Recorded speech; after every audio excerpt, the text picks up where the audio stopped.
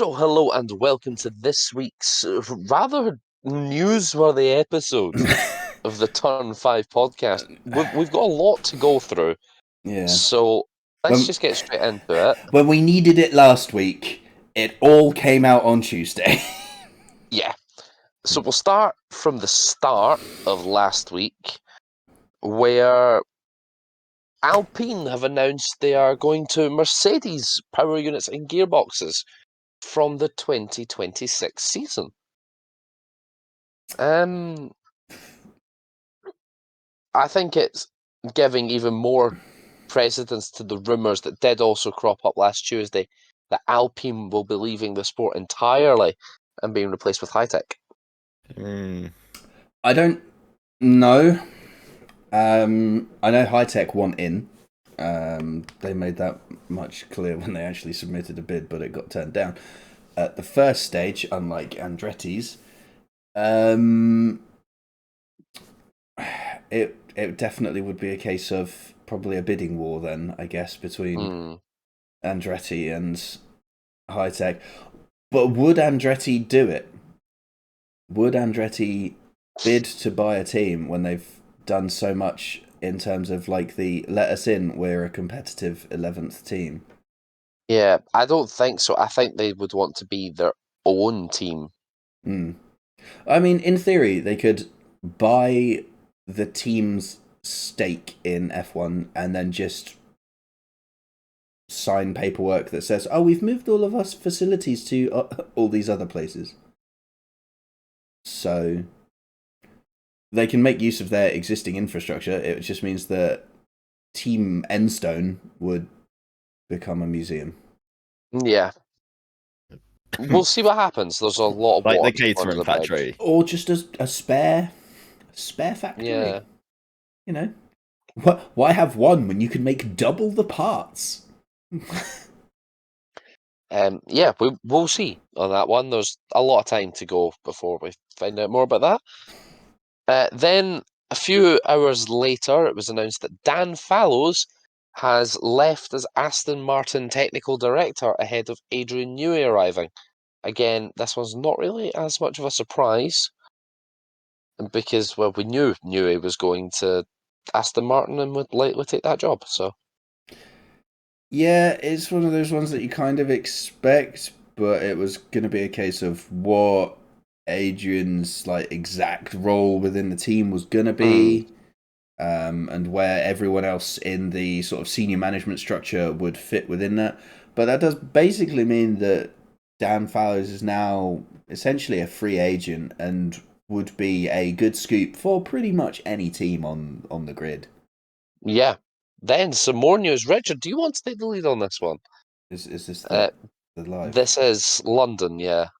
So F1 announced ahead of pre-season for next season that they will be celebrating the 75th anniversary of the Formula One calendar by having a special show at the O2 Arena in London where all 10 teams and all 20 drivers should be present and will reveal all of the cars in that show. I say... they will reveal the liveries. Yes, well, it will be a show car. It will probably be this year's car with next year's livery. But we should also say that the drivers are expected to attend, but Max Verstappen has already said, I hope I'm ill that week. So... Yeah. It's so funny. Now... He was on the Team Redline stream and everyone's like... Max is just like, what's F1 75? And his chat's going fucking mental. Now, given that this is at the O2, O2's not, let's be honest, not the biggest arena. It's got a decent amount of space, but the amount of floor space that the images that F1 put out show up that is being taken up by the stage, because obviously 10 cars ain't small. Yeah. So that whole standing area has just been shrunk. But the amount of space taken up by that means that tickets were obviously going to be less than a standard event. That on top of the fact that it is a one-day, one-time only event means that there's not going to be a lot of tickets. means that they sold out really fucking quickly. Yeah. And F1 put out a post saying that, oh look, it's sold out.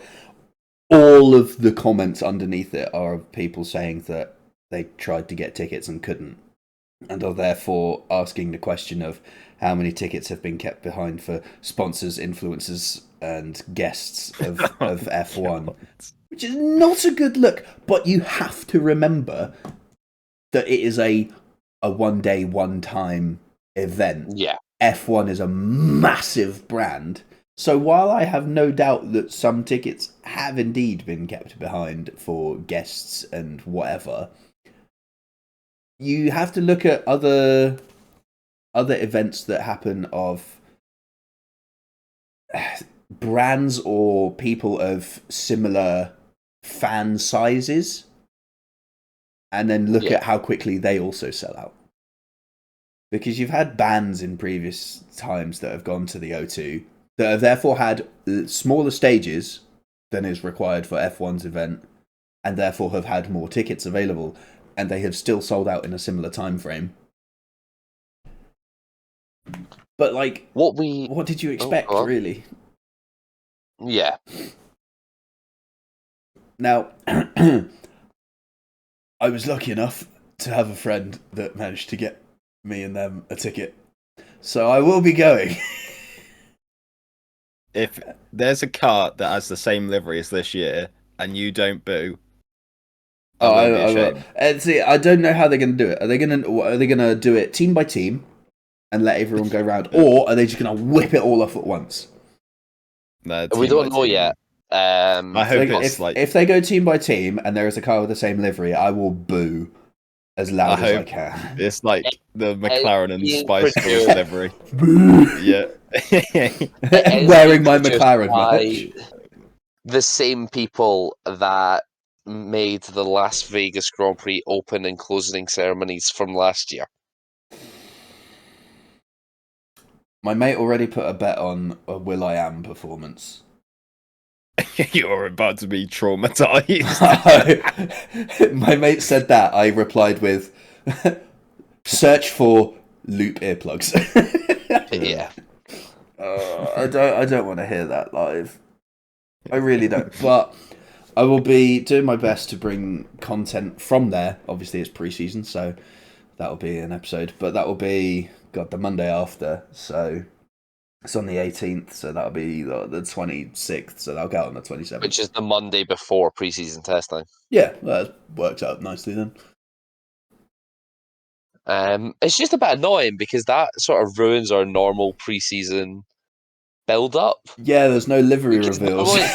Normally we sort of get the trickle of liveries that keeps us going for a few weeks on the lead up to pre-season testing. We milk it for all it's worth because we do episodes and it's like, oh, news! We've got a livery reveal announce date!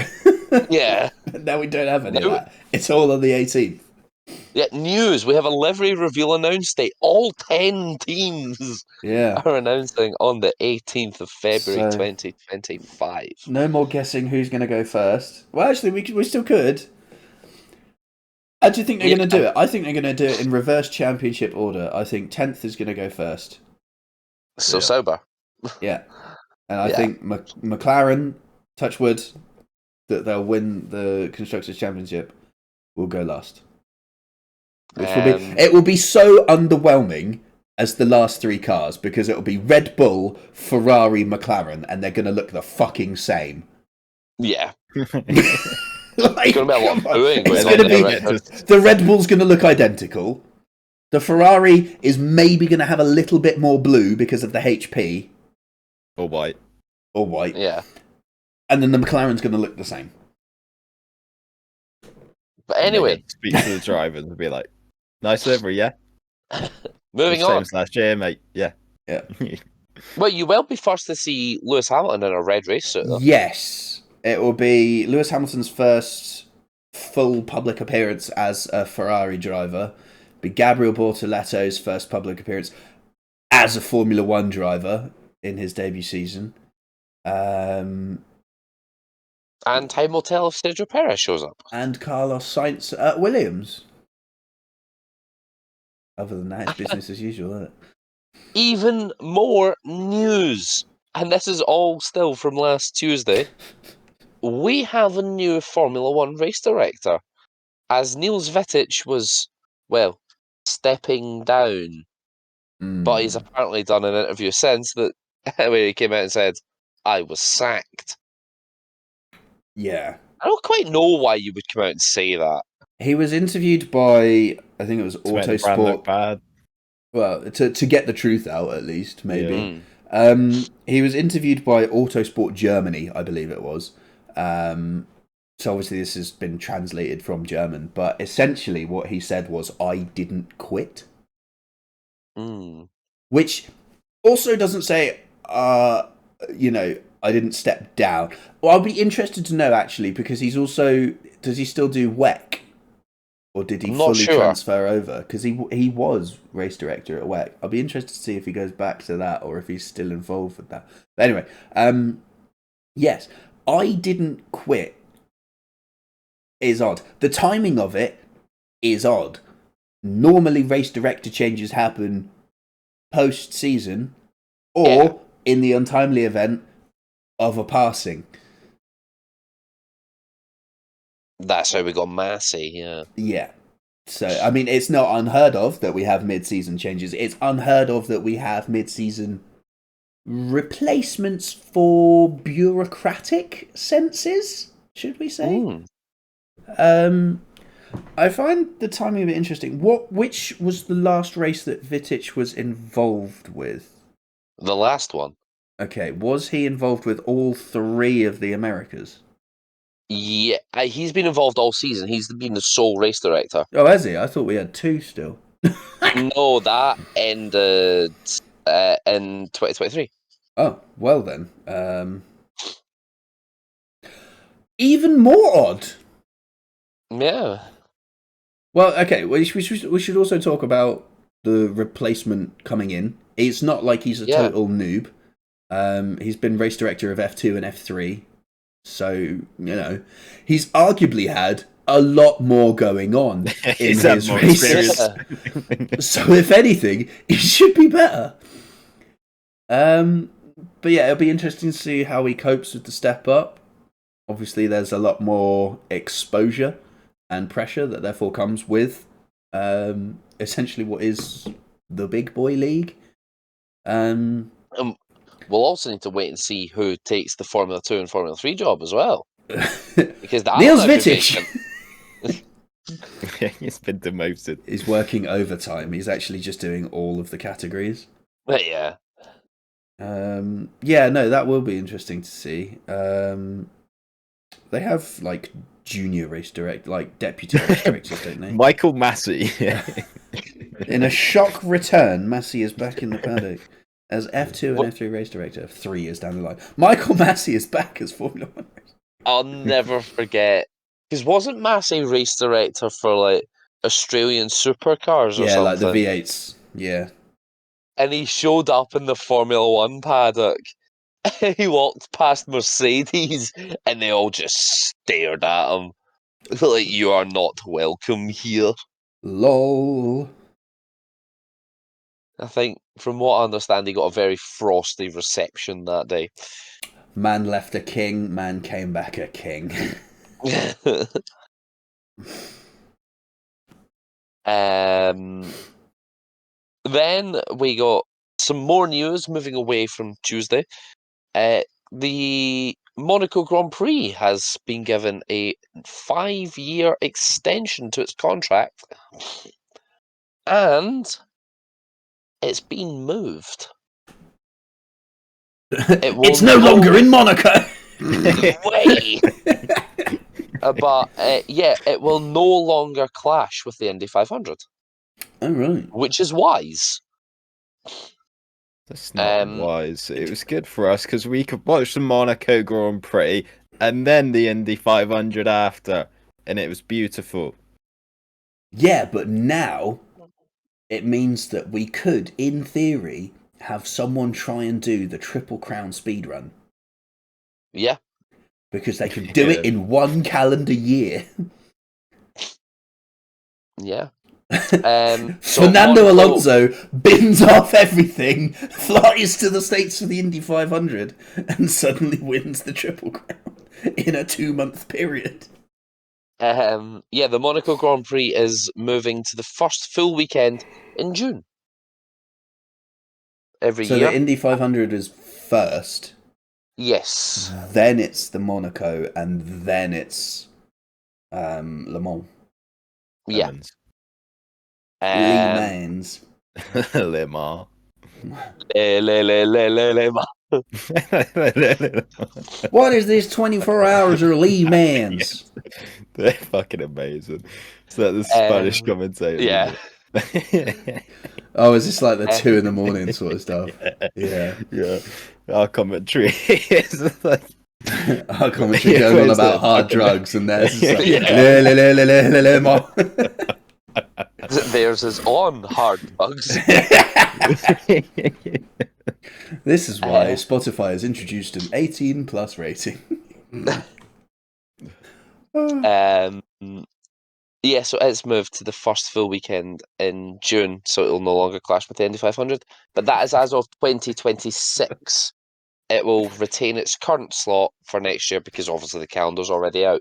Now, it's interesting to me in terms of, Monaco is very unique in terms of its status on the F1 calendar, in terms of they're the only race that is in charge of their own sponsorship. Mm. So it's interesting to me that it's still worded just as an extension and not as a new contract. Does that mean that Monaco have still managed to finagle themselves into being in charge of all of their own sponsorship and all of their own money, instead of finally falling under F1's thumb and just being shown the way? Because it's still funny to me, right, that Rolex is the official timekeeper of Formula One, but we go to Monaco and it's Tag Heuer. Yeah. And you see all of the Tag Heuer everywhere, but every other circuit, Rolex lambasts everything. So yeah, it's interesting in that respect of what the actual contract details entail. I guess we'll find out in 2026 if Tag Heuer is still the title sponsor of the Grand Prix. We'll know, because that will obviously get announced before that all comes up pretty early, doesn't it? So we won't have to wait until we turn up at the weekend and see all the Tag Heuer brandings go up. But yeah, it'll be interesting in terms of just that sort of the money side of things. Who's won against who? Who's out negotiated? I think Monaco have still because they got hold it. the power of the fact that that's The the Triple most Crown. prestigious race Yeah. on the calendar.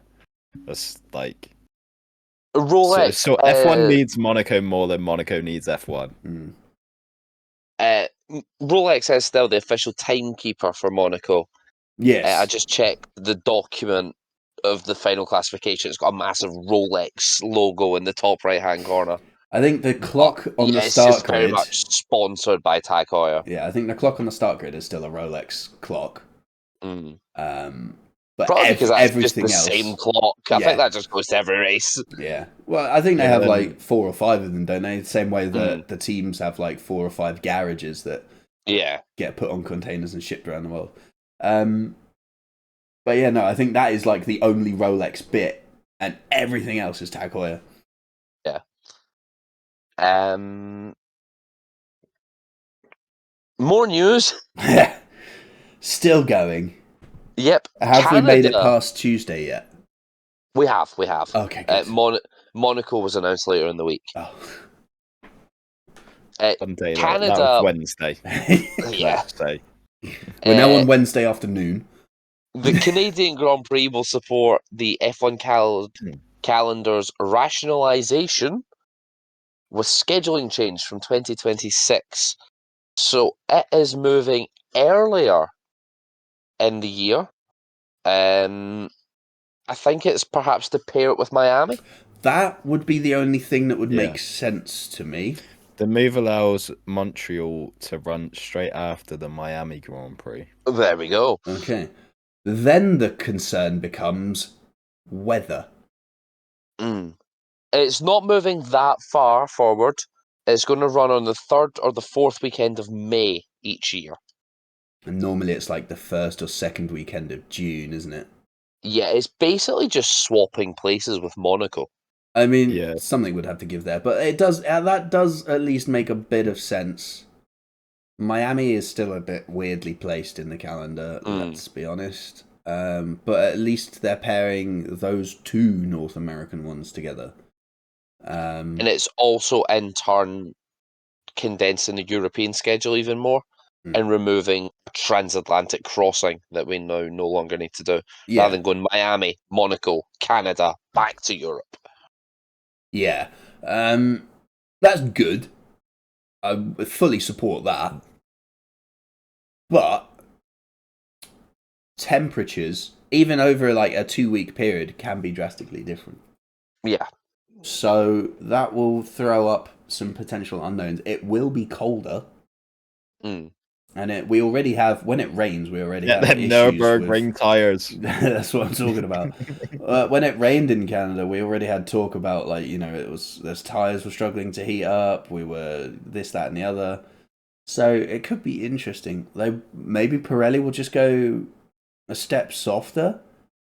Can they go a step softer? Were they already on the softest of the 5? I can't remember what they took, to be honest. That will be a thing to I look can at ahead check, of. though. We pause this program to bring you these messages. You bring back the ultra soft tires. Bring back the hyper soft. Oh yes, that was good. The pink wall. Yeah. The compounds used were C3, C4, C5. That is the softest. Yeah. Bugger. See, this is what happens when you only have 5 compounds. You push yourself into a corner. Well, if we had 7, we'd have more room. We do have 7. We've got the inters and the wets. That's 8 then. 6. No, we don't use the fucking wets, do we? Come on. We did in 6. Brazil. We That's sometimes still do in 7. Canada. Remember we've got Qualify. C0, In the guys. race. But they Can't never forget get C0. used.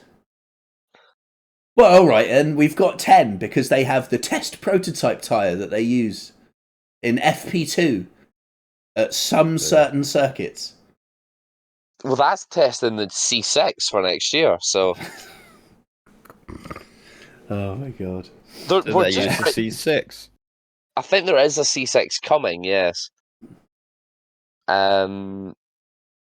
But, yeah, so Canada is moving, and finally, Oh my god. to round up the news, the F1 Academy has announced its 2025 calendar.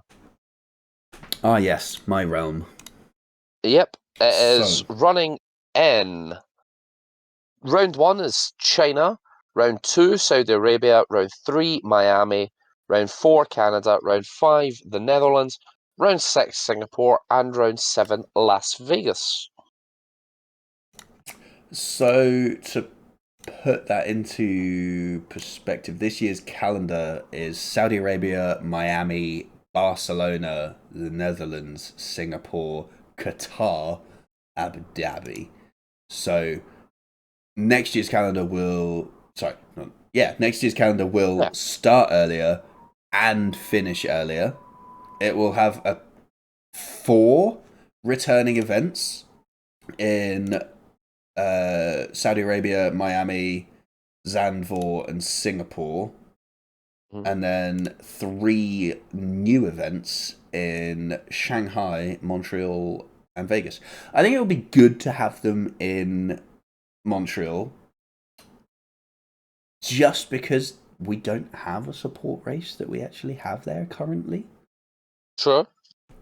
And also, wait, didn't W Series go to Montreal one time? Or were they supposed to, but they couldn't get the funding sorted? I'm not sure.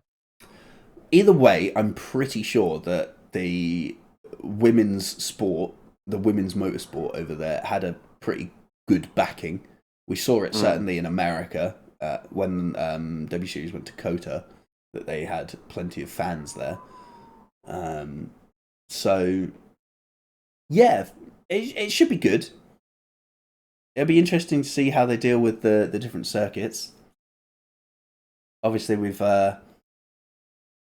now actually had a Chinese Grand Prix, so we can't play the card of, what if China doesn't happen again? Yeah, we actually went back. So, what if Imola doesn't happen again? They're not scheduled to go there, so it's okay. It's fine. That's only F2 and F3's problem. They'll just cancel it. They have also announced that the drivers will receive 15 days of testing. Damn! I'm going to assume that is throughout the season and not all just season testing. Welcome to Barcelona. You have 15 days. Get up to speed. And that is the news. Woo, Let's there's talk. one bit Oh, you missed. The best bit of news what's from that? last week. Jensen is staying at Team Jota for 2025, and he's in a fucking Cadillac as well. So that bingo. Boo! Okay. You also missed Damon Hill stepping back from Yeah, presenting duties. What a win for Max Verstappen fans that is. What a loss for us Danica Patrick haters. My favourite sport is watching Jensen Button having to present with Danica Patrick. Oh, yeah. That is. Jensen's least favourite thing to do. The palpable amounts of pain and rage in that man's face. He's so done with it the second she opens her mouth. But also, what does she really bring? She Nothing. wasn't a driver in Donald Trump fans. Yeah, she wasn't a driver Lizard in people. a sport. She was a driver in what, closed wheel? She was like NASCAR, wasn't she? She's IndyCar. Oh, she was IndyCar. I think she was IndyCar, yeah. Interesting. Apparently, she wasn't very good in that.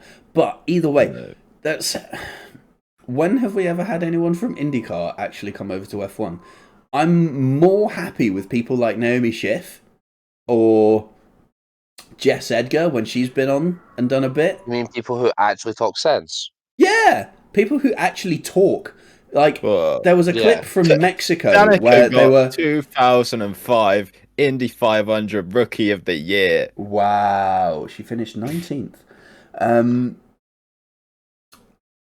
No, but like, there was a point in Mexico where she was practice, asked. and they were like, "Can you take us through a lap?" Yeah, And it was it's just nothing. It was Turn horrendous. 1, brake. Turn 2. Yeah, Maybe brake. I don't know. it was actually diabolical. Like, why? And like every post that is like about that at the weekend, there's a fucking petition for Sky to just get rid of her. So good. And there's the whole TikTok trend of like, guys, can we normalize? And then like, oops, as the camera flips around, and someone did that with fucking a Jensen Button mask on. Yeah, all I have to do is search Danica Patrick, and there's a thing of Danica Patrick faces fresh backlash after Damon Hill's announcement to exit. Anyway, let's should just be talk said. about Las Vegas. It should be said that Damon Hill has openly expressed that constantly traveling the world is not something that he particularly enjoys doing, and he has struggled with like his mental health in the past because of that. So it's no great surprise, really, that someone who has struggled with their mental health and doesn't particularly enjoy constantly traveling the world has said that they will stop constantly traveling the world after doing it for 30 years. And we wish him the best of luck. And I think we're still seeing that one then, alright. Yeah, Yeah, he'll well- show up at like probably Silverstone and the stuff, race is yeah. closer to home, you know. Yeah. So yeah, it'll still be around. Las Vegas, let's get straight into it.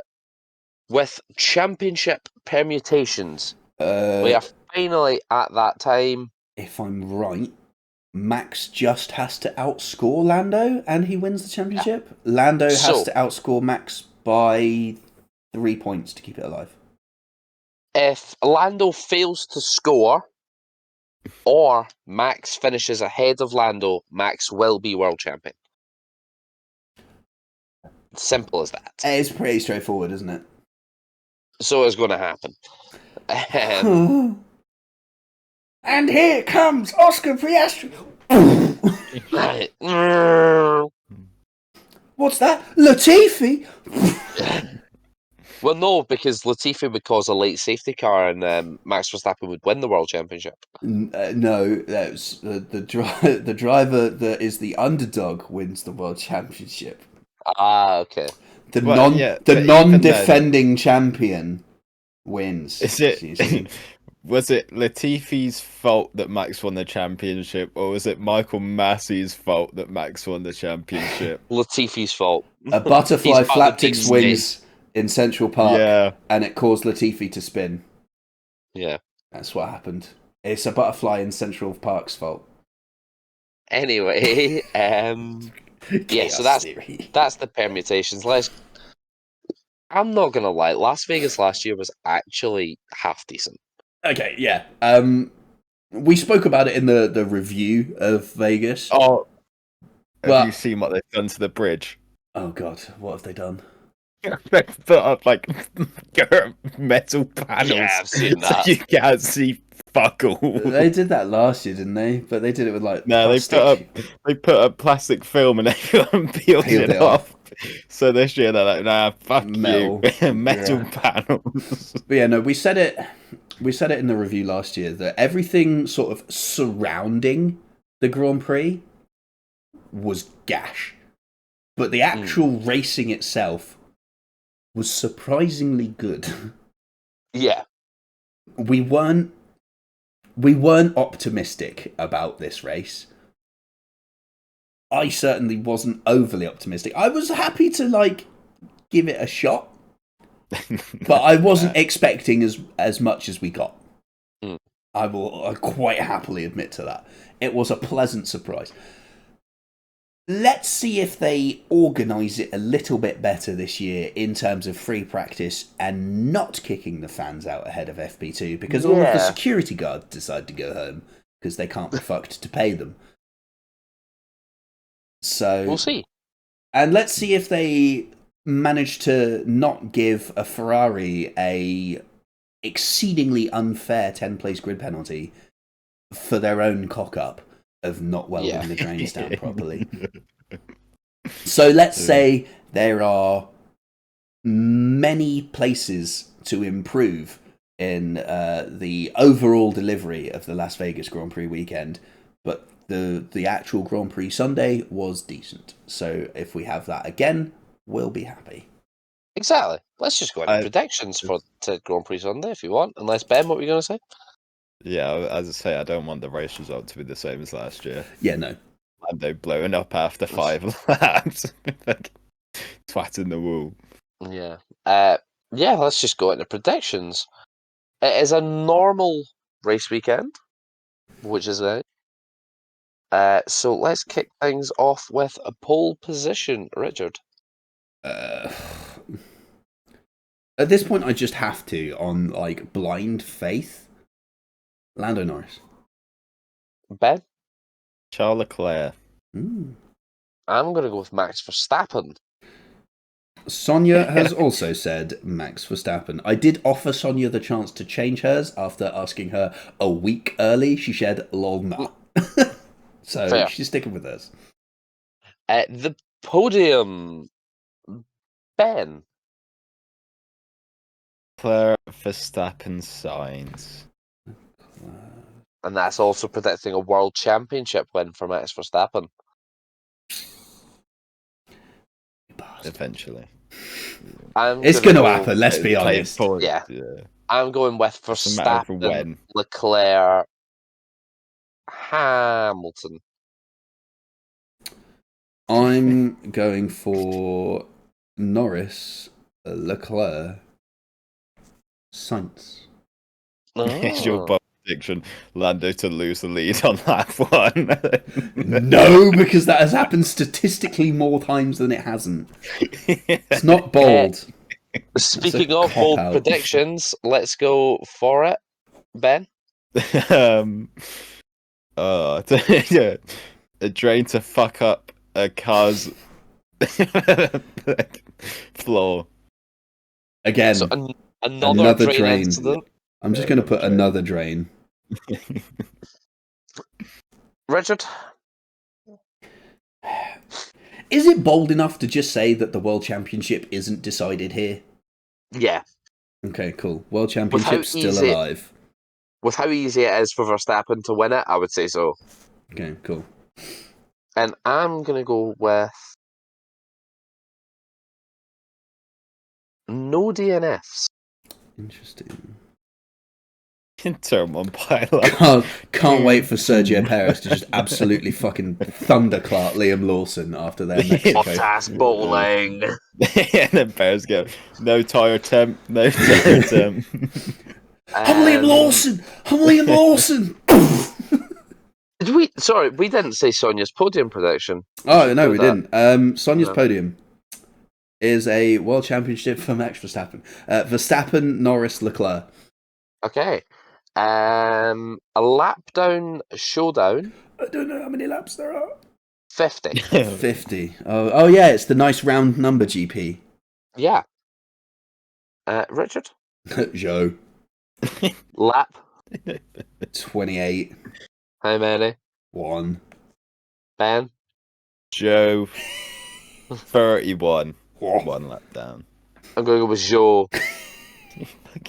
Why am I- 25. Exactly Right, half race cool. distance. Nice. 1 lap down. I was waiting for you to say 32 then. I'm in the fucking we- sandwich. I'm in the mud here. We've also not done Nia's predictions, so we'll go through those really quickly. Hmm.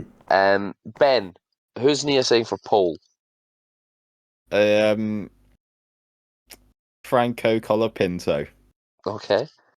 Richard, the podium. In fact, Richard, the race winner. Clearly it's a Guan Yu Zhou. I'm going to go with Sauber to get a 1-2 Oh, and go with a Bottas, P2. so it's been a long time since I've written bot in this podium. Ben, who's getting P3? I think Alpine will stick with their current form, and it'd be Mm. Pierre Gasly. Okay. Lap down showdown is going to be Verstappen, lap 4, 3 laps down. Is he just driving around with 3 wheels or something? Yeah.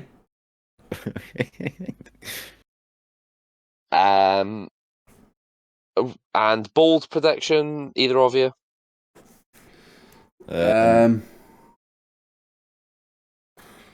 Let's go spicy. Like championship leaders to take each other out. Oh. Lando Norris. It might to- actually happen, which is the funniest bit. Okay. But Norris would to also Nico decide the Rosberg championship. Verstappen at turn 1. that is Verstappen exactly gets what that Verstappen. is exactly what Verstappen doesn't need right now, is to literally just Clark Norris off, take them both out, and be accused of rigging the championship in that way. He doesn't need any more Michael Schumacher comparisons. But anyway, speaking of crashes, Hey Sergio, welcome to Red Bull. Savage segue. it's time for the Perez position predictor. Are we gonna be able to renew this for next season, or am I gonna have to create another? Let's be honest. We don't know know another yet, segment. but we'll this see. We all hope this is a 1-season thing. We As do. much as it's cool to keep it on the pod, yeah. We do, but I also Yeah. don't, because I don't want to have to like come up with another thing. Yeah, so we had Mazepin Bingo, Yeah, which yeah. became Lap Down Showdown. And Then we spawned Perez position predictor. Yeah, we gained P cubed from the ashes. But let's go for it. I'm going to go with qualifying P10, race P15. Richard. 12th in quali, 10th in race. Ben? I'll say 5th in quali, and then DNF. My boy. And Nia is going for 2nd in quali, 20th in the race. So even He's though doing a first to last Max challenge. is driving with 3, Max gets lapped first. He's 3 3 laps laps down. Perez is behind Yeah, him. Perez So will that'd be finish behind him. the most Sergio Perez thing in the world. Perez is 4 laps down, has 2 wheels on his car. And yeah, that's us, I think. I've got one Oh. fucking annoyance. Okay. So yesterday, actually it was Saturday, I went to my first rally. It was Was the Nia there? Welsh. I have no idea, but it was part of the Welsh Rally Championship. Oh, okay. So, and people thought it was a good idea. It was in a forest of Dean, and people thought it was a cracking good idea forest. to bring their fucking dogs to it. Now, I know dogs love a walk and all, but they don't like now noises and fucking rally cars flying around. It's the most Yeah. annoying thing in the world.